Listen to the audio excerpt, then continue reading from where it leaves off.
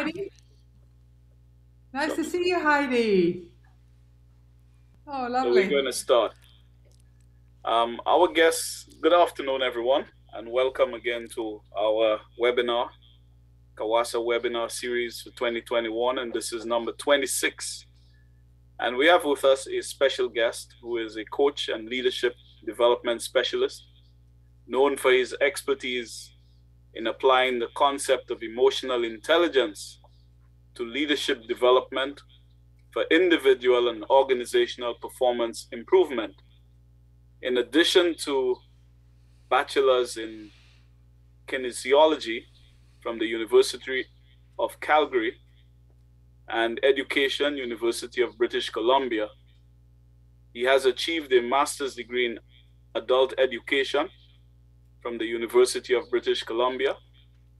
He is a certified professional coactive coach and certified master trainer in the area of emotional intelligence with MHS Inc., and is considered to be an international expert on the integration of emotional intelligence and leadership development, and is frequently invited to be a keynote speaker at conferences worldwide. He has been a keynote speaker at World Emotional Intelligence conferences, such as the Nexus EQ conference at the Harvard Medical School, and was the closing keynote speaker at the Asia Human Resource Development Congress in Kuala Lumpur, Malaysia. I have much pleasure in inviting Mr. David Cory to begin his presentation. But just before that, I'd like to thank the Operators Without Borders, and especially Valerie Jenkinson, who is with us, for finding us Mr. David Cory. Over to you, Mr. Cory. Thank you so much, Ignatius. And as I've been mentioning to those of you who joined us earlier, or maybe I haven't yet, but emotional intelligence is really one of the main messages of emotional intelligence is bringing more humanity into the workplace, and we can't be together in person right now. But if we could, we would see the smiles on the faces, we would see the body language, we would see the engagement, we would see the leaning forward, we would see the fact that you are paying attention to me and not looking at your phones or checking email or dealing with children and all those other things. And so we can't be together in person, but we do have this incredible technology to be able to have our cameras on and see each other. Thank you, Kavita. I appreciate that so much. Thank you for turning your cameras on. Now we're leveraging what's possible, and we're leveraging what's possible for us human beings. That is to connect. We are designed for connection. We crave connection. And interestingly, no one ever did anything great alone. We only do that with each other. And together we can do anything, but alone we're limited. And so that's one of the main messages of emotional intelligence. So as Ignatius mentioned, I have been studying emotional intelligence for 23 years. I've been to the Caribbean many times. I've worked with the University of the West Indies, the Institute of Business there, and specifically Trinidad and Tobago. Even though I live on Vancouver Island in Canada, I think Tobago is probably one of my most favorite islands ever. It's just so beautiful, and beautiful beaches and beautiful water, etc. So I think that, we could all stand to think about how we, in our very technical roles, the very technical roles that we have with our technical knowledge, imparting our, following the data that we have to follow and keeping in mind the technical aspects of our work, we still have to do it with people. And when we do it with people, we can simply talk about the numbers, simply relay the data, or we can develop relationships, and we can reveal something of ourselves to people. We can get to know others. We can build trust. but we don't trust what we don't know. And if we don't, use our courage to share more of each other, then we don't develop trust. The invitation is there to please turn your camera on so that we can see you and that you can actually engage in discussion. So I know you know each other, but what we're going to do quickly is just go around to everyone and just give a quick intro and tell us how you're doing on a scale from 1 to 10 right now in this moment. So let's start with Ignatius, and then we'll go to Calvin. Hi, I'm Ignatius Jean, the Executive Director at the Caribbean Water and Sewage Association based in St. Lucia. And I've had a great day so far and eagerly waiting to continue this very exciting webinar this afternoon. On a scale from 1 to 10? Oh, on a scale from 1 to 10, I think I'm at 9.5. Wow, awesome. Great. Thank you, Ignatius. Calvin, then Shannon.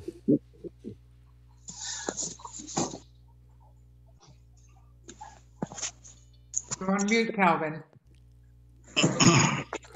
Good afternoon, everyone. I am originally from Trinidad. I'm working in Tobago. 43 years of age. I work when you vacation, enjoying it. And on a scale of 1 to 10, I'm at 8 right now. Good to know. Thanks, Calvin. Shannon, and then Ezekiel. Good day. I'm Shannon Vidal from the lovely island of Dominica. Today was a great day. On a scale of 1 to 10, I rated something like 7.5 because we have little causing some problems in our systems, but apart from that, yeah. Thank you, Shannon. Ezekiel, and then Kavita. Oh, you're muted, Ezekiel. You have to unmute yourself there, Ezekiel. Yes, sorry about that. No worries. Yes, I am Ezekiel Francis, a water treatment officer at the CAWASA in Dominica. So far, I had a good day. 1 to 10, I would say maybe 8.59. Excellent. Thank you. Kavita, and then Everest. Good afternoon. And my name is Kavita Prasad, and I am currently employed at I3 Training and Consultancy in Trinidad. And I am happy to be here in this presentation.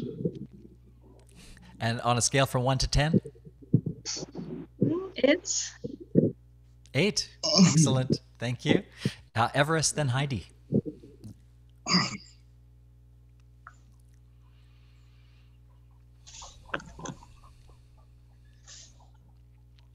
Everest, are you there? Maybe they're not there. Let's go to Heidi and then Omar. Good evening, everyone. I am Heidi Scarrett, Training and Development Officer at APUA in the lovely island of Antigua and Barbuda. Yay, 365 beaches. And I am a 9.5/10. So it's a great day. Excellent. Today. Fantastic. Thank you, Heidi. Omar, and then Tuit.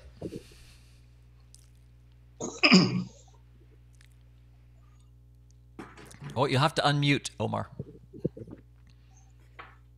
Hi, good evening, everyone. My name is Omar Harley. I'm employed to Water Authority Cayman. I am based on Cayman Brac.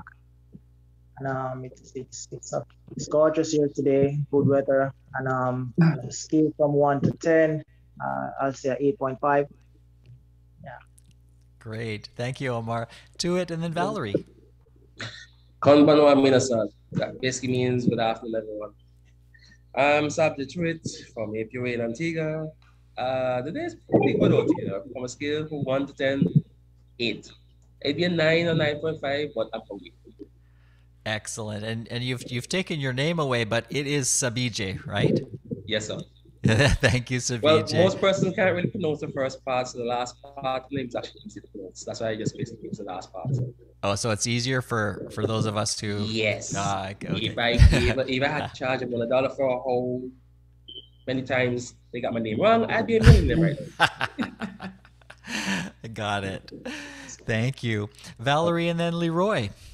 Hi, everybody. It's so nice to see you all again. Valerie in Vancouver in the very, very wet, you've probably been reading about Vancouver. If I hadn't run out of chocolate, it would be a 10 today. But as I've run out of chocolate, maybe it's a 9. But Heidi, I'm reading this book by Tom Clancy. And it talks about Antigua, but I didn't recognize the Antigua I know. and hi, Valerie. I didn't get to say, I couldn't mute my mic fast enough. Lovely to see you, Heidi. And you. Thanks, Valerie. Leroy.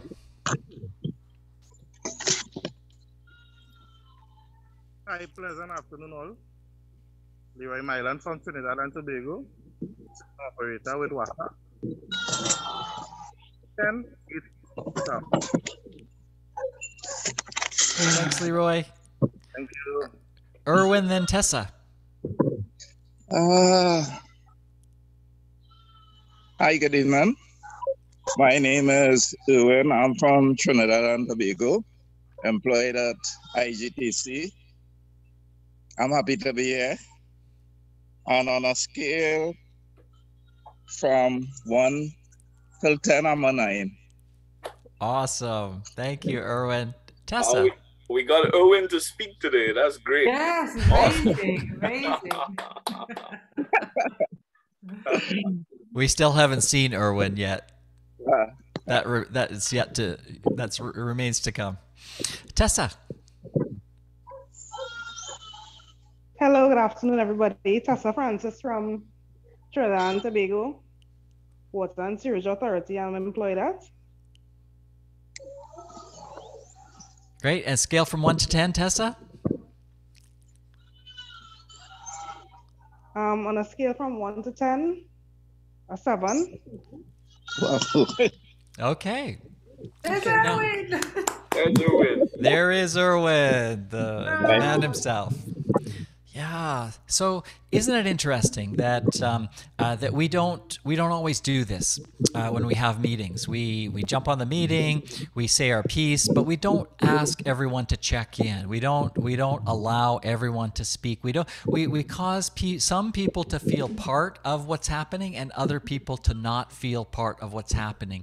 And again, this new way of working by distance is the new normal, and we don't necessarily leverage the technology that we have, which is the possibility to see each other, to see the face, to know that somebody is actually paying attention to what's going on, and not on their phones or doing email or something else while we're meeting, because that would never happen in person. We wouldn't get together around a boardroom table and then have some people on their phones and not paying attention. Well, we might, but it would be considered rude, and it would be considered to be disruptive of the proceedings. And yet we still allow people to have their cameras off in meetings, and we really want to encourage people to have their cameras on wherever possible, so that we can again take advantage of what we've got.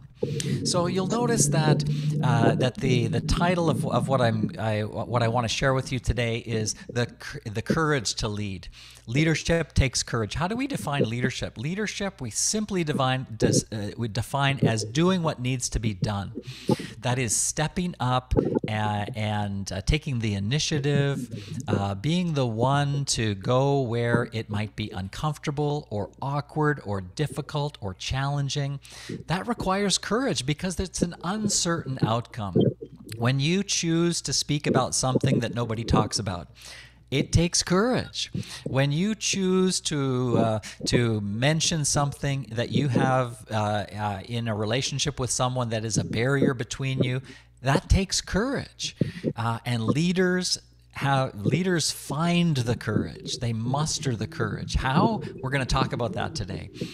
So you might wonder, how does a guy, get away with 23 years of flying around the world, working with organizations on emotional intelligence? What do we actually do? Well, I'm going to tell you a little bit about that today as well. So in terms of the presentation that I've got for you, I found these wonderful images on your website. These images of the Caribbean Water Operators Conference from 2019. So actually getting together and talking in person. Another one, people around a boardroom table. Again, we know our preference is getting together in person. However, the pandemic has changed all that. It introduced this new technology. So how do we have the courage to lead in a situation where a lot of people aren't in the actual room, but there you are, connected by technology. So we're going to look at that. These are just some of the organizations that we've worked with over the many years. Some of these you may have heard of, and others you may not have heard of. But really, organizations hire people like me to come in and talk about leadership development. So, and the simple reason is that you know that to be a manager, you don't necessarily need great people skills, but you do need great technical skills. And that is frequently the reason that we promote people into positions of management. And then we expect them to be effective leaders. And sometimes they are, and sometimes they're not. And so let's take a look at what courage actually is. Let's take a look at the link between courage and vulnerability. And then I want to tell you more about this concept of emotional intelligence, what I think the relationship is between emotional intelligence and courage. And then I'm going to give you 5 keys to improving your ability to be courageous. So one of the things here is to have a definition for courage. So what is courage? Well, courage is the choice and the willingness to face uncertainty, which could include pain, danger, intimidation, etc. It's uncertain. We don't know what the possibility includes when we face something that is uncertain. That's the requirement for courage. Courage is simply the willingness to face. It reminds me of the famous quotation from James Baldwin, who said that not everything that is faced can be changed, but nothing can be changed until it is faced. So just think about those issues in your work and in your life that you have not yet addressed. You've not yet faced it. These are things that maybe something happened and you have not adequately dealt with it yet, or maybe it's something that you're putting off addressing because it requires a big change that you have to make, and it requires getting people to buy into the change, getting people to support the change. It's going to be difficult. And sometimes we avoid things because they're difficult. So nothing can be changed until it is faced. So how do we get there? You may be familiar with Brené Brown, and we love Brené Brown because she's written some wonderful books that really help us to understand more about things like courage and like vulnerability. And she said you can't get to courage without walking through vulnerability. So that's an interesting idea. What does she mean by that? Excuse me. What she means by that is that before we can face something that's uncertain, we actually make ourselves vulnerable. So imagine you hear a noise in the night and you have to get up and see what the noise is all about. Well, just the fact that you're going to check this noise out, you're actually making yourself vulnerable. Vulnerable to harm, vulnerable to attack. And nobody wants to do that. And yet it is what is required if we're going to connect with other human beings. Why don't you turn your cameras on? Why don't people generally turn their cameras on? Because they don't want people to see what they're doing, where they are, what's going on in the background, what their kitchen looks like, or what their living room looks like. And I think it's a wonderful part of what happened with the pandemic we started seeing these television hosts that we've come to know and love via their television personalities. We get to see them in their homes. We get to know more about their kitchen or their living room, or even in some cases their bedroom where they sleep. And we get to see this in the background. We get to see their kids popping into the picture. We get to hear their dogs barking or coming up and joining them on camera. And it's wonderful. I think it's wonderful because we get to see who these people really are. We get to know them better. But in order for them to show that to us, it requires courage and some vulnerability. What if people have judgments about their kitchen? What if people have judgments about their children or their dogs or their family members who are in the background? And so it's a risk. We take a risk when we do that, and yet that risk is so required for anything to be faced, for change to happen, for us to actually do what needs to be done. We have to find the courage, and then we have to walk through vulnerability. When we take that risk to step up and do what needs to be done, that we take the risk of failure. We take the risk of looking, of being embarrassed. We take the risk of looking awkward or being uncomfortable. And yet it's necessary and required for growth and for development and for change and for us to improve systems and processes. And just think about some of those technical systems and processes that you work with every day. And think that, you know, when it comes to the end of its useful life and it has to be changed over to a different process or system, somebody has invested their life in that system or that process. They are not going to be happy that you're going to get rid of the old process and introduce a new process. And so it's going to be difficult. It's going to be hard. And yet somebody has to summon the courage to make that happen. This definition of vulnerability is here: the quality or state of being exposed to the possibility of being attacked or harmed, either physically or emotionally, and nobody wants that. We don't want it. In fact, we would love for things to just stay the same and never change. And yet, of course, that's not life. That's not the reality of business today. It's not the reality of the way things are. So here we've got this fish. Choosing the courage to explore new places, new lands. And so courage is the most, Maya Angelou wrote this, courage is the most important of all the virtues, because without courage, you can't practice any other virtue consistently. Just think about that for a moment. Without courage, you can't practice any other virtue consistently. And again, she's referring to the fact that work, life, business, organizational effectiveness, it's uncertain. It takes risks. We have to take risks in order to do what we need to do. And so, okay, so what's this emotional stuff all about? Why are we talking about emotional intelligence? Well, here's the way our brains function. That we've known about the fact that our brains are logical. We've known about that for a long time. And we've also known about, and we've kind of tolerated the fact that our brains process emotions and emotional information, but it's not been of great interest to us. What's really been of interest to us is our ability to use logic and reason. And interestingly, that part of the brain that processes logic and reason is the neocortex, the new part of our brain. And when they look at the fossilized remains of early human beings, they notice that actually the emotional part of our brain developed first. So in fact, we were kept alive simply by our emotions before we had the ability to use logic and reason. And a brain neuroanatomist named Jill Bolte Taylor, in her famous TED Talk, said that prior to all of the research on brains and our present-day understanding of how the brain operates, we used to think that we were thinking creatures who feel. She said now, because we understand so much more about the importance, the critical importance of emotion in everything we do, that we now know that we are feeling creatures who think.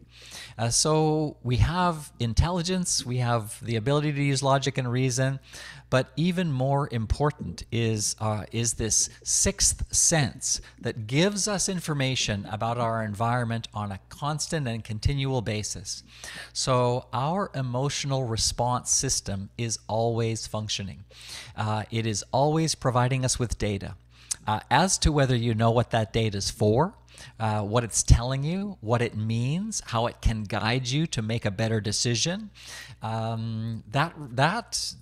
those skills and those abilities remain left relatively up to chance. We systematically develop the ability to use logic and reason through our public schooling systems. But we leave the ability to develop relationships with other people, the ability to know and understand our own emotions, we leave that to chance. Just think about it for a moment. The ability to communicate emotions, we leave to chance. We don't systematically teach kids how to express their emotions appropriately and properly with others. We don't teach how to fix broken relationships. If we did, maybe there would be fewer divorces or dysfunctional relationships. The evidence for this lack of skill with emotions is rampant. Just the fact that we have misunderstanding, we have mistrust in relationships, we have hurt feelings that never get addressed or resolved, we have dysfunctional relationships, and at an extreme level, we have violence. Just think about that for a moment. Violence is someone's idea of dealing with another human being. It's because they have no other skills. Violence is the most primitive method of communication, and it relies on the fact that we've run out of other ways of dealing with each other. We can't communicate. We can't solve the issue between us. And so if I've got the power, if I've got the guns, the ammunition, the weaponry, then I win. And what we know about that is it's a win-lose situation. There are winners and there are losers. It's certainly not the synergy that can come about when people work together to solve issues and address problems. And you know about that because you've created this wonderful organization where you get together and you talk with each other and you support each other and work together and share information in order to address an issue, which of course is the provision of pure drinking water and the dealing appropriately and in a healthy way with wastewater. So of course you've got a lot of issues and you've got this wonderful group to work together to deal with these issues with. So what are the skills? What are the skills of emotional intelligence? Well, the skills of emotional intelligence are found in this model. This model is the basis for the world's first scientific assessment for emotional intelligence called the Emotional Quotient Inventory. You can take this assessment and get an EQ score, find out what your EQ is. And your EQ is simply how well you are able to activate the various emotional skills that belong to this concept of emotional intelligence. So the first one is how you perceive yourself. Do you perceive yourself in a way where you come across as comfortable in your skin and relaxed and able to be at ease in various situations, or do you come across as nervous and anxious and not quite sure whether you belong or whether you fit in or whether you should be there at the table? So self-perception is critical and important. And self-expression. Do you have a voice? Have you developed your voice? What is your message for the world? What do you want to say? And what do you say every chance you get? And then we've got the whole area of interpersonal. This is all about your relationships with others, your ability to have effective and successful relationships with others. And then there's how you combine emotion with your ability to make decisions, how you combine emotion and logic. And that's the whole area of decision making. And then finally, your ability to deal with the demands placed on you. What are the demands placed on you? What sorts of stress do they cause you? We human beings thrive on the right amount of stress. But if it's too little, we get bored. If it's too much, we're headed for fatigue and burnout. And so we have to understand our own relationship with stress. And at the center is the concept of emotional intelligence, being intelligent about emotions, the fact that we are emotional creatures, and that everything we do has an emotional impact on ourselves and on others. So what do you want that impact to be? Do you want that impact to be motivational and inspiring and engaging? Or do you want that to be authoritarian, which we know leads to disengagement and leads to a drop in organizational effectiveness? So it's about the fact that we are evolving as human beings, and we're evolving away from command and control, autocratic, authoritarian leadership towards collaborative, participative, involved, engaged leadership, where people are invited to the table and we share information with others, or we don't. And to do so effectively requires a solid foundation in these skills that we've got here. So what about EQ and courage? Where's the relationship there?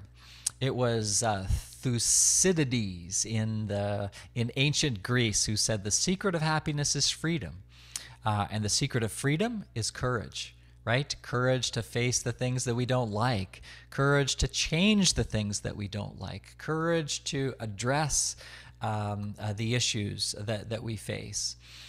So one of the ways that EQ and courage is connected is self-regard. Do you regard yourself as someone who is capable and competent and confident to take on the challenges that you need to face? And so self-regard is an EQ skill, an EQ competency, and one that we can develop and we can get better at when we understand what self-regard is. Self-regard is simply what you believe to be true about yourself. Where did your beliefs about yourself come from? Did they come from your parents? Did they come from your family? Did they come from your culture? And are those beliefs that you have about yourself, do they support your goal achievement? Or do they cause you to take a back seat and sit back and let other people take leadership positions and do things for you? I'm gonna go through these quickly, and then I'm gonna send you off into breakout rooms to talk with each other about some of these things. So the other one is assertiveness. Can you speak up? Can you find your voice when finding your voice is necessary and critical and important? And can you ask for what you need and be more direct in your communication versus waiting around for people to realize what you need and give it to you? Another one is independence. Are you dependent on others, which means that you're unlikely to have the courage to face things, or are you able to say what you believe and what you believe in, and take a stand for things? Number 4 is problem solving, and problem solving is once again all about your ability to understand the emotional aspect of using logic and reason. If we're not good at problem solving, we may fall victim to procrastination or avoidance, or we get overwhelmed and we get frozen, or we fall victim to unconscious bias. And so we need to address all these aspects to be effective at problem solving, because problem solving is not, as you know, just about technical skill or cognitive ability. Or your IQ score. You could have the highest IQ score of any of your teammates, and if you're avoiding a problem for whatever reason, you're not going to get to it, and it's going to interfere with your ability to solve problems.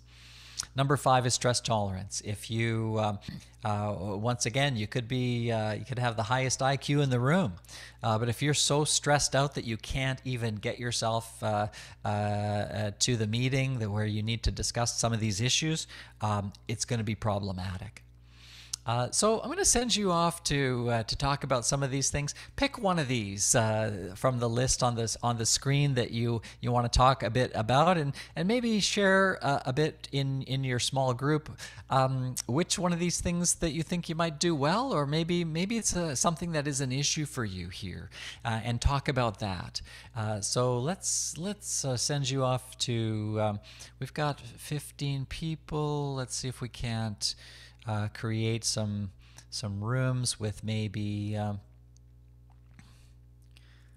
we've got 2 or 3 people in a room, and just talk about some of the things maybe that you've heard so far. What resonates with you? What do you think is important? Maybe you have some questions or concerns, and then come back and let me know about that too. So I'm going to give you 5 minutes here and come back and hear from you.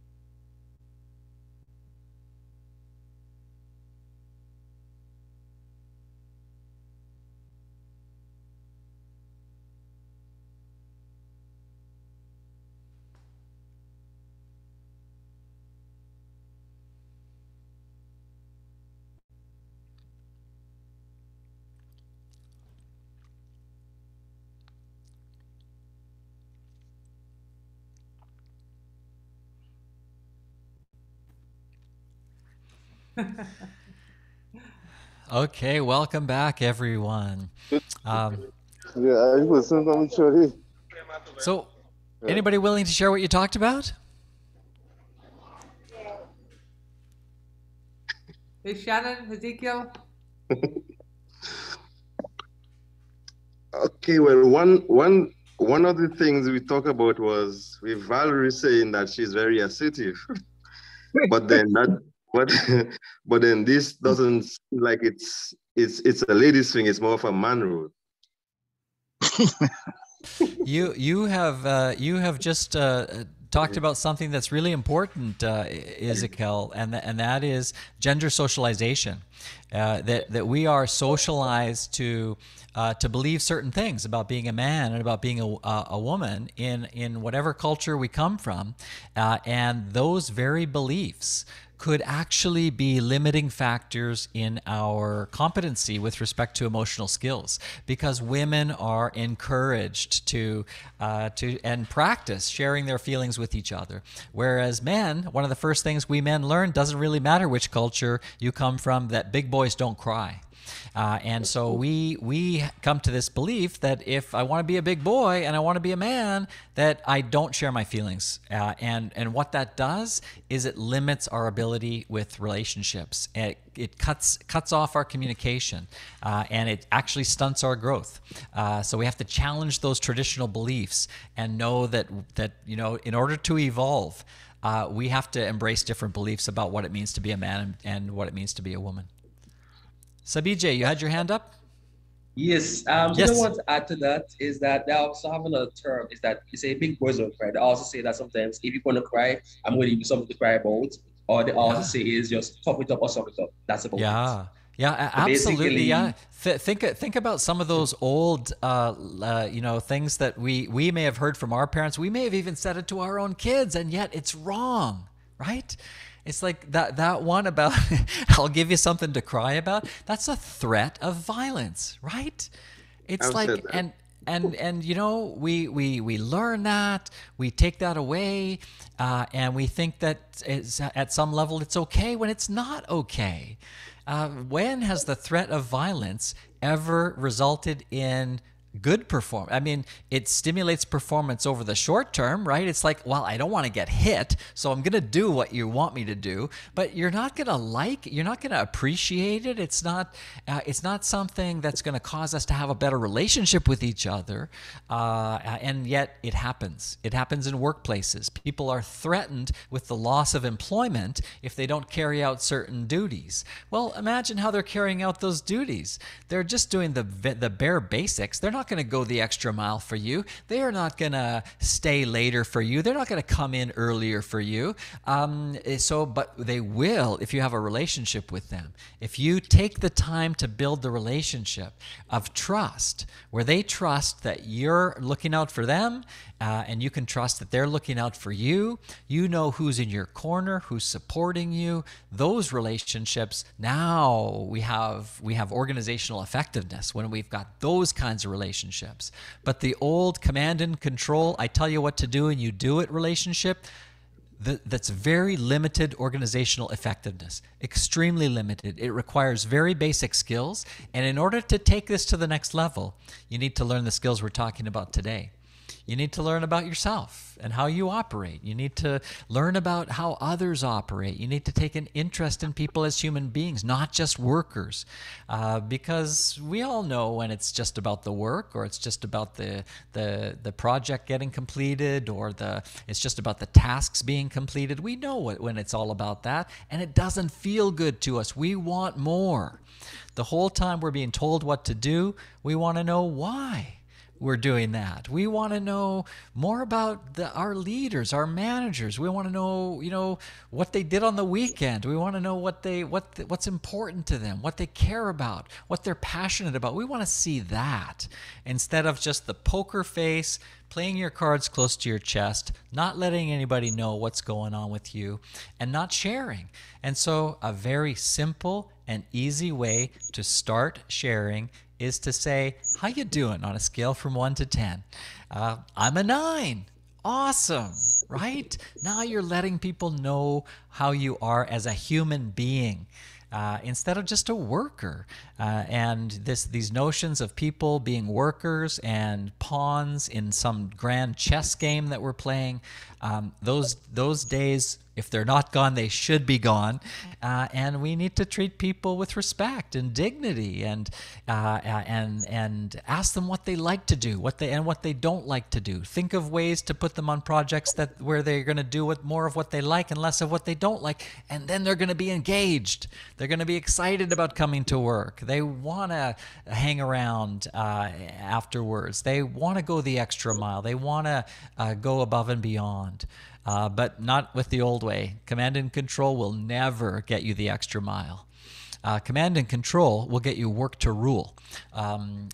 So tell me exactly what I need to do. I'm going to do it, and then I'm done. I'm just going to go sit over there in the corner because I've done what is in my job description.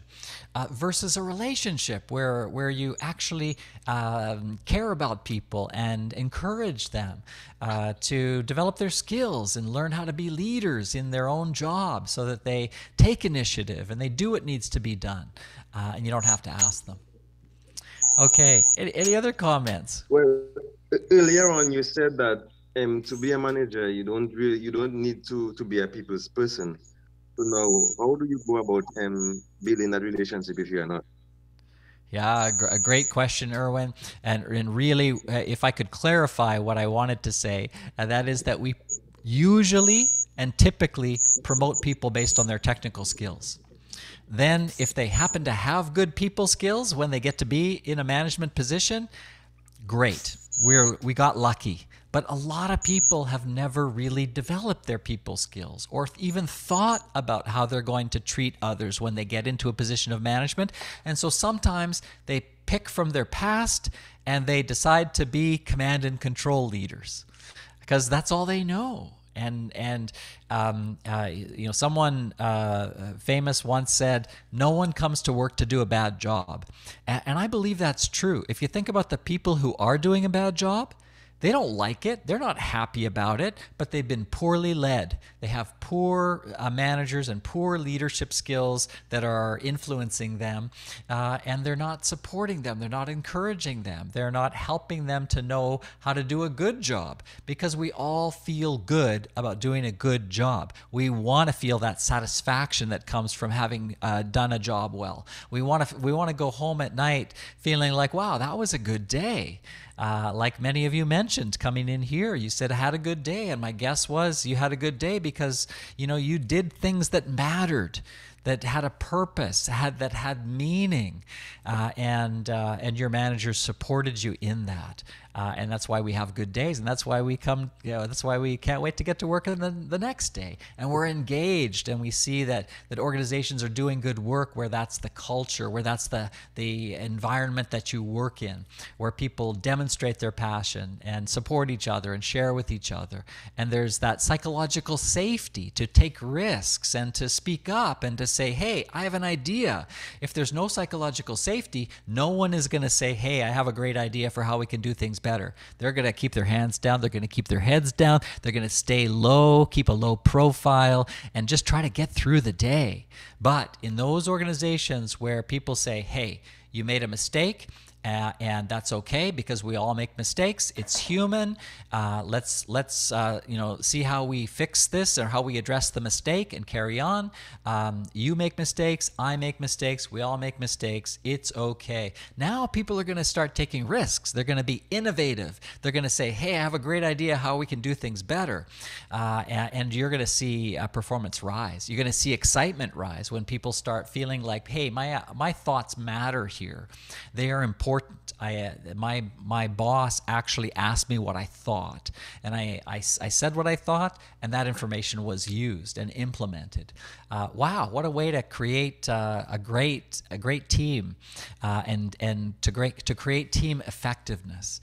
And so these are the kind of things that we teach people about. We teach them how to understand it, sort of from a logical or a technical point of view, and then we get people to actually try these things and feel what it feels like to demonstrate courage or to take a risk and be vulnerable, which is the next thing that I've got here. I'll just wrap up quickly, and then if we have some time for questions, that would be wonderful. I'm interested in your questions. So with respect to vulnerability, which is not winning or losing, right? We think that vulnerability is losing somehow. It's like opening ourselves up and we're going to be hurt by it.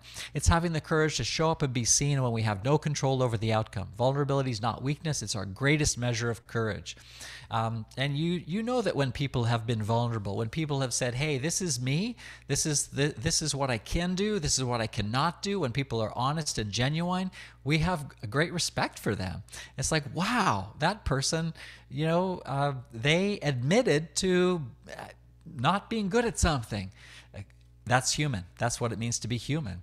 So we need to develop these skills. Again, self-regard, emotional self-awareness, know what's going on with us, being able to express our emotions to others, share from what's beneath our surface. That's being vulnerable with others, letting people get to know us so that we can build trust. And interpersonal relationships characterized by loyalty, commitment, that those people would do anything for you because they know that you would do anything for them.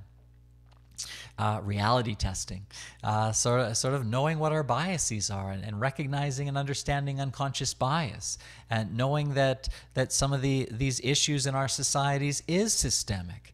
And when people say there's no systemic racism, that means they don't understand racism. They don't understand unconscious bias. They don't understand what that means and how we are all biased. And finally, stress tolerance to get through the day. So my 5 keys, very quickly. The key number 1, the courage to look inside, get to know yourself, get to know you, how you operate, get to know what kinds of things you like and what you're interested in, and the courage to be vulnerable. Tell people what you like and what you don't like and what you're all about and what you believe in and what you think and how you feel. Share that with others. That leads to great connection with others. Be yourself. No one is better qualified. So be authentic, and this is going to help you with your interpersonal. Courage to try, test, fail. We need to have that. We need to say to people, it's okay to fail. Because if you're not failing, you're probably not risking enough. And when you're failing, that means you're risking. And as long as you learn from those failures, they're not really failures, they're mistakes. And we learn from them, and we move on, and we do things in a better way. We know better, and we do better, ultimately. Okay, the courage to come back from failure that's resilience, and so the pandemic was rough on people, but if they can come back and demonstrate resilience to carry on, then they have done that well. So here's a couple of suggestions for you.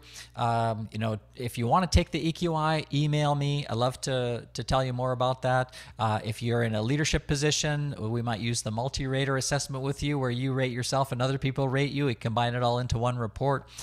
If you'd like to host a virtual or a live online workshop like this one in your organization, we have many different variations and ways of modifying it for various purposes. And if you've never had an EQ coach or never had coaching, you might want to consider that to develop your skills. Those are one-to-one conversations customized to your development. So thanks so much for letting me have the opportunity to talk with you today. And let's see, we kind of run out of time for questions, but I've got a few minutes if there are any questions from anyone. Yes, Valerie. Yes, one of the things that Ezekiel and Shannon and I talked about when I first read your 5 things, and one of them was independence.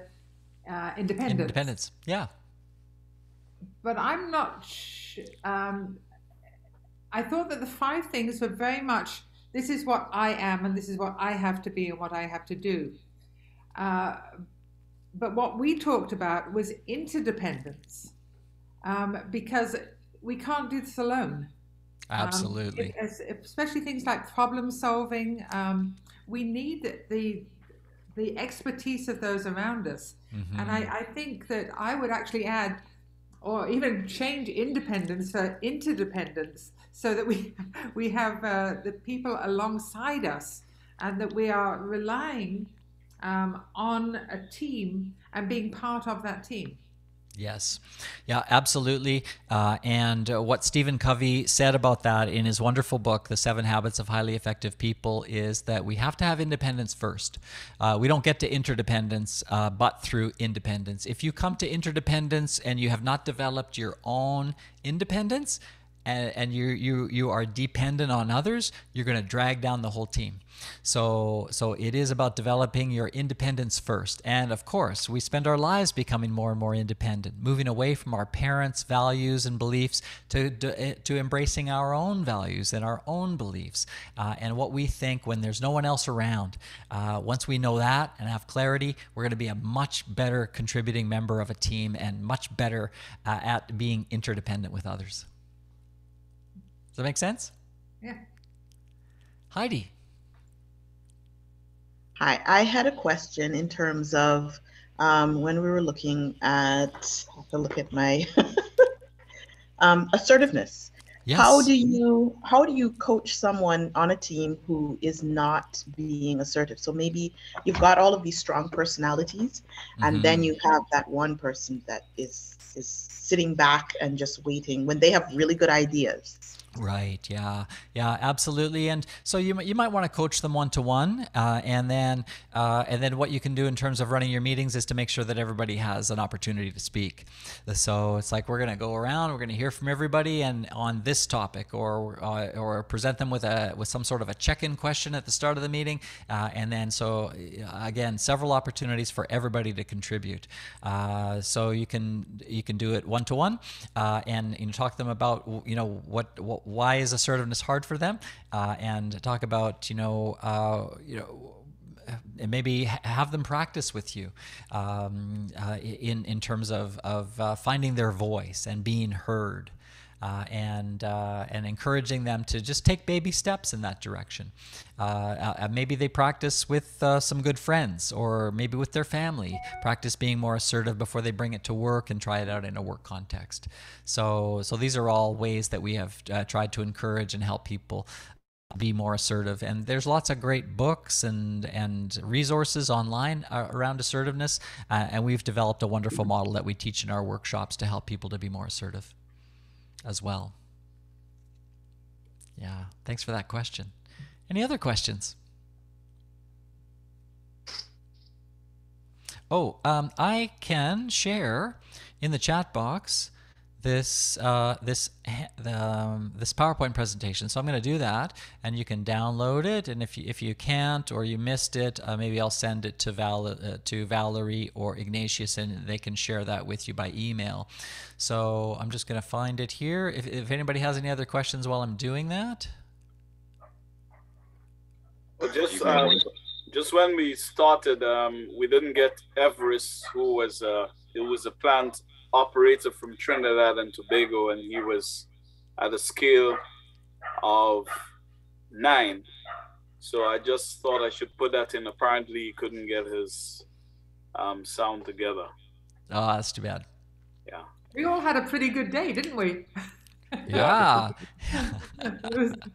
But look at where you live. You live in the Caribbean. I mean, for the rest of the world, we'd love to be there where you are.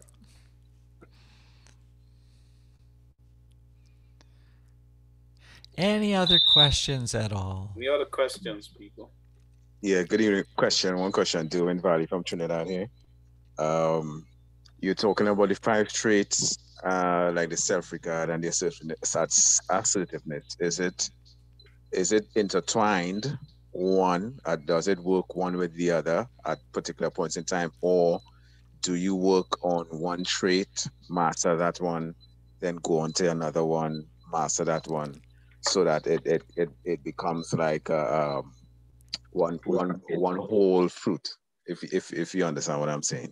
They're very much intertwined, and so there are lots of intersections, and occasionally we will get scores in all these areas, and then we'll start looking at which areas are stronger, and we'll try to leverage those to address lower scoring areas, and then we will absolutely see the relationship, because you can see a relationship between self-regard and assertiveness right away, right? If you don't feel good about yourself, you will be less inclined to be assertive. And so those really go together, and also independence. If you're low in independence and you're feeling quite dependent on others, then you may be less likely to be assertive as well.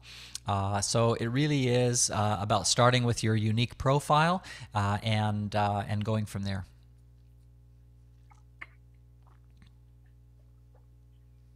Any other questions? Well, there being none, I'd like to thank all of you for joining, those of you who have joined, and the faithful who are always around with us on Wednesdays. And good to have you on, Heidi. Heidi is one of our HR managers at one of our utilities. So it's good to have you on the team with the nuts and bolts people. But as we had started earlier this year, we had some looking at the softer skills about the people side of things, and not just the nuts and bolts of repairing pipes and seeing about sewage treatment and water treatment. But we're looking up inside about us and the development of the person. And thank you, Valerie, for organizing this fabulous presentation by David Cory. And thank you, David. That was a very good, I think, one of our better webinars. We want to thank you very much for breaking us into the mold of looking out for each other virtually. And we want to do more of this. And this will not be the last of you. We have your contact now. We know how to reach you directly, and I'm sure in the near future we will meet again. And so we'd like to thank all of you again. And we would like to wish Valerie the best, to keep safe. Don't go out there. We don't want to lose you in the rain. And you all have a good evening and keep safe. I'm Ignatius Jean of the Caribbean Water and Sewage Association. We will have another webinar on Wednesday, 24th.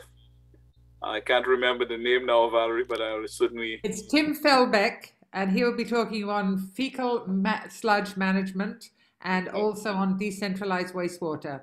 And he works a lot in Africa and communities, and presently is locked down in Germany. Okay, so we will be circulating that notice. And don't forget that tomorrow is... What is tomorrow, guys? Come on. I'm waiting for them. World Toilet Day. Well, thank you, Ignatius. World Toilet Day. Gotta do it.